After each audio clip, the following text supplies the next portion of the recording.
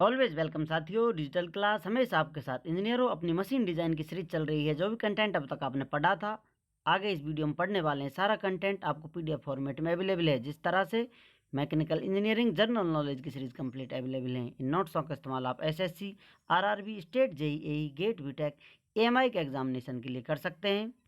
हम यहाँ पर आपको बता रहे हैं डिजाइनिंग ऑफ फ्रिक्शन लाइनिंग, या क्लच प्लेट को किस प्रकार से डिजाइन किया जाता है, किन किन बातों को हम ध्यान में रखते हुए ये सब स्टडी करते हैं। तो स्टडी करते हुए टोटल फोर्स किस प्रकार से निकालते हैं और किस प्रकार से टॉर्क निकाला जाता है। जिंदगी के इस मोड़ पर आकर हमें एक समस्या ने घेर लिया था, तो उसका सॉल्यूशन देने के लिए एक यूनिफॉर्म प्रेशर थ्योरी मिली थी। और पिछली वीडियो में हमने यूनिफॉर्म प्रेशर थ्योरी के बारे में आपको डिटेल में बताया था। साथ ही वादा किया था इसकी एक और सहेली है, उससे आपको ज़रूर रूबरू कराएंगे। तो आज आते हैं उसी यूनिफॉर्म बियर थ्योरी की तरफ, जो आपका हाल दिल पूछेगी और डिटेल सॉल्यूशन देकर बताएगी कि डिज़ाइन किस प्रकार से होता है।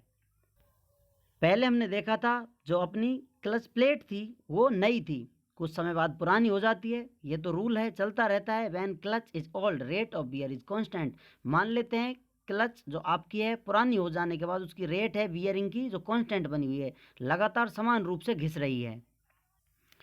जैसा मान लेते हैं ये आपकी प्लेट है, अब इस पर घिसाई किस प्रकार से हो रही है? फ्रिक्शन से कंप्लीटली जो घिसाई हो रही है ऊपर से नीचे तक, कहीं भी देखें आप तो लगातार पूरी प्लेट बराबर घिस रही है। मान लेते हैं ये इसकी थिकनेस है, घिस कर ये इतनी हो गई है, इतनी हो गई, लगातार घिसती हुई आ रही है।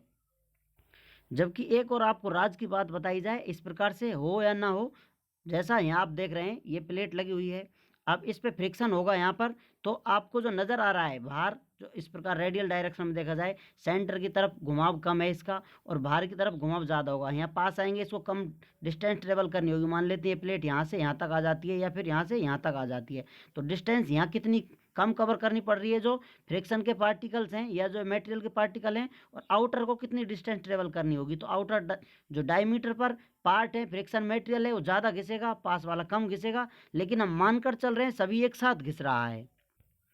अब यहाँ पर देखें प्लेट है आपकी, इस प्रकार से प्लेट बनी हुई है, तो जो आउटर पार्ट पहले घिसेगा तो वहाँ पर फोर्स प्रेशर कम लगेगा, अंदर की साइड में धीरे घिसेगा तो वहाँ पर ज़्यादा लगेगा। तो इस प्रकार से प्रेशर में या फोर्स में वेरिएशन देखने को मिल रहा है। लेकिन यहाँ पर हम मानकर चल रहे हैं बियरिंग कांस्टेंट हो रही है, बराबर घिस रहा है। तो इस प्रकार से अंदर की तरफ जो प्रेशर होगा मैक्सिमम होगा और बाहर की तरफ प्रेशर कम होगा। तो यहाँ आप देख सकते हैं पी मैक्सिमम है और अंदर पी मिनिमम है। मैग्नीट्यूड आप देख सकते हैं, ये मैग्नीट्यूड हाई है, ये लो मैग्नीट्यूड, इस प्रकार से वेरिएशन आ रहा है। अब यहाँ पर हम देख रहे हैं जैसा बताया था पी के बारे में और आर के बारे में, यहाँ रेट ऑफ बियर प्रोपोर्शनल है पी आर के बराबर। जो रेट ऑफ बियरिंग की रेट है वो किसके बराबर प्रोपोर्शनल है? इसके पी आर के। तो अब इसको आप P R is equal to constant लिख सकते हैं। या आप दूसरा रिलेशन लगाएं, P प्रोपोर्शनल है 1/r के। यदि R की वैल्यू बढ़ेगी तो P की वैल्यू घटेगी। तो यही आपको देखने को नज़र आ रहा है। यहाँ पर रेडियस आपकी R1 है, दूसरी R2 है। रेडियस अंदर प्रेशर ज़्यादा है, बाहर प्रेशर कम है। इन दोनों को एक साइड ले लिया जाए, P into R, constant value घटाया जाए इसको प्रोपोर्शनल को, तो कॉन्स्टेंट लगाया जा सकता है। मान लेते हैं इसको आप हटाना चाहते हैं तो आप लिख सकते हैं P is equal to C, constant ले लिया है, 1/r कर दिया आपने, आर इधर मल्टीप्लाई कर देंगे तो पी आर कॉन्स्टेंट के बराबर प्राप्त हो रहा है। जैसा आप चाहें, जिस प्रकार से काम चलाना चाहें, मेमोराइज करना चाहें, इस डाटा को याद रख सकते हैं। हो क्या रहा है ये आपको बता दिया है। रेडियस से आप बाहर की तरफ जाएंगे प्रेशर कम होगा, नीचे अंदर की तरफ आएंगे प्रेशर में इंक्रीमेंट देखने को मिलेगा। तो रेडियस और प्रेशर एक दूसरे के प्रोपोर्शनल हैं। तो P R is equal to constant, यहाँ पर ये वैल्यू लेकर हम चल रहे हैं, P R is equal to C. यदि प्रेशर की बात की जाए सी डिवाइडेड बाई आर आप लिख सकते हैं। अब यहाँ पर ये रेशियो आपको बता रहा है पी मैक्सिमम है तो आर मिनिमम है, क्योंकि यहाँ पर R1 रेडियस है, यहाँ पर R2 रेडियस है, तो प्रेशर मैक्सिमम होगा मिनिमम रेडियस पर। अब सोचिए इस थ्योरी ने कितना सुकून दिया है आपको। पी और आर की जो रिलेशनशिप थी उसके बारे में बता दिया है। तो अपनी इक्वेशन फर्स्ट थी जो पहले ही लेकर बैठे हुए हैं हम, तो इसमें पी की जगह वैल्यू पुट कर देंगे, क्योंकि अभी आपने देखी थी पी किसके बराबर हो रहा है, सी डिवाइडेड बाई आर के बराबर हो रहा है। तो आपने डायरेक्ट पी की जगह वैल्यू पुट कर दी है। अब यहाँ पर जो रिलेशन मिल गया है, कॉन्स्टेंट को बाहर ले लेंगे आप, सी को आर आर में जो वेरिएबल है आपका सेम हो गया है, तो इसका आप इंटीग्रेशन कर सकते हैं। अब आप इसका इंटीग्रेशन करेंगे तो टोटल फोर्स निकाल पाएंगे, F इजक्वल टू सी 2 पाई, और यहाँ पर R lower limit upper limit लगी हुई है R1 टू R2। अब इसको अब लिमिट को यूज करें, F is equal to C 2 pi, bracket में है या मल्टीप्लाई है R2 माइनस R1। तो ये हमें नई इक्वेशन प्राप्त हो जाती है जो यूनिफॉर्म बियर थ्योरी से प्राप्त हुई है। कितना फोर्स इस पर लग रहा होगा, एक्सियल फोर्स।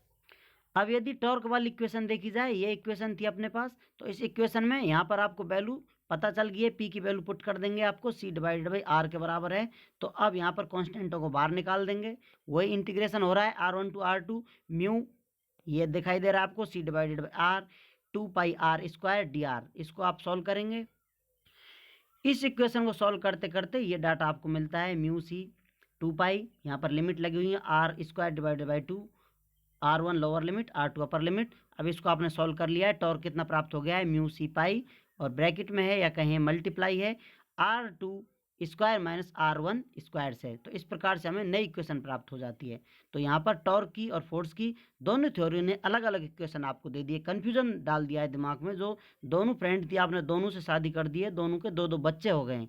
अब आप किससे ज़्यादा करीबी रखेंगे या फिर आप किसे ज़्यादा वैल्यू देने वाले हैं, ये आप हमें कमेंट कर कर बता सकते हैं, या फिर हम ये सब आपको बताएंगे डिटेल में किस प्रकार से फैमिली मैनेजमेंट इनका हम कराने वाले हैं। उम्मीद करते हैं विद्वानों, वीडियो में दी गई अब तक की जानकारी आपको अच्छे से समझ में आई होगी। अभी भी आपका कोई कन्फ्यूजन है तो हमें ना आपके लिए इंतज़ार कर रहे हैं, आपके सवालों का, आपके डाउटों का। आप किसी प्रकार से कमेंट कर कर पूछ सकते हैं, आप चाहें तो कॉन्टैक्ट कर सकते हैं। वीडियो डिस्क्रिप्शन चेक करें, वहाँ पर आपको सारी कॉन्टैक्ट लिंक अवेलेबल हैं।